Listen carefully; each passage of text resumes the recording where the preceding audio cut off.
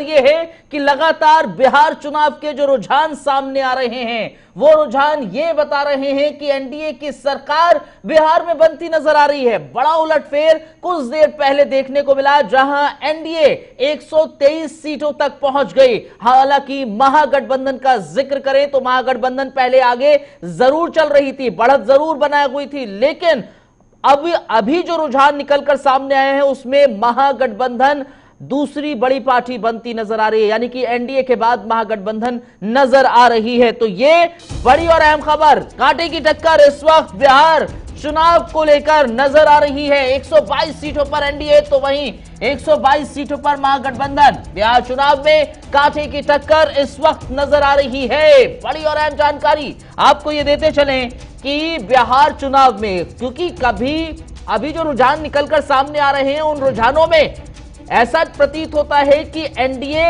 आगे आती नजर आती है और उसके बाद कुछ देर के बाद ऐसा देखने लगता है कि आरजेडी एकदम से छलांग मारकर आगे निकल आई है। लेकिन ये कांटे की टक्कर है, यानी कि ये समझा जा सकता है कि इसके नतीजे आपको देर तक पता चलेंगे। अभी तो ये रुझान है, रुझान में कितनी सीटों पर जो रुझान नतीजों में तब्दील होते हैं कुछ देर में उसका भी पता लगेगा। लेकिन बड़ा और अहम सवाल यह है कि बड़े कांटे की टक्कर है। इस बार जो वोटर घर से निकला था बाहर तो वो अपने जहन में मुद्दे लेकर गया है, और यह भी महत्वपूर्ण है कि प्रधानमंत्री नरेंद्र मोदी ने भी रैलियां की हैं बिहार में। नीतीश कुमार हो या तमाम स्टार प्रचारक हो, वो जब रैलियां करते नजर आए थे तो उन्होंने बहुत महत्वपूर्ण चीजें कही। एक तो जंगल राज का जिक्र लगातार करते नजर आए थे, दूसरा महिलाओं को लेकर बहुत महत्वपूर्ण बातें करते नजर आए थे। क्या वो महिला वोटर्स गया है एनडीए के खाते में? दूसरी तरफ आरजेडी का जिक्र करें और एक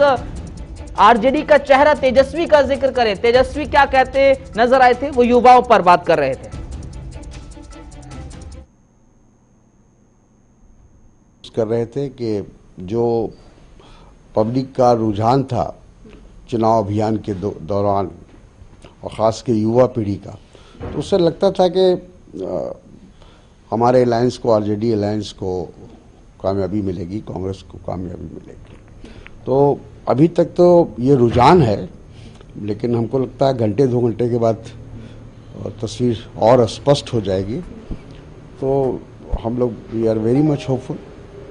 पूरे कैंपेन के दौरान आप बिहार में थे सर, वहीं पे अगर मुद्दों की बात करें तो कांग्रेस ने जो मुद्दे इस बार इलेक्शन से लेके आए हैं बिहार इलेक्शन में, कितनी सेटिस्फैक्ट्री और कितनी जीत में कामयाबी ला सकती है सर, जो मुद्दे कांग्रेस लेके आई है और महागठबंधन लेके आए?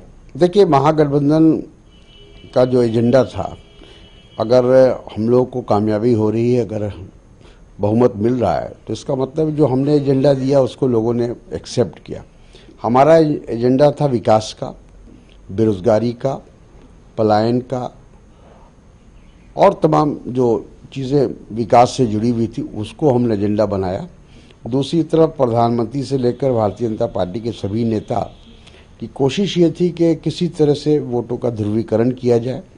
एक बार फिर बांग्लादेश की बात, एनआरसी की बात, फिर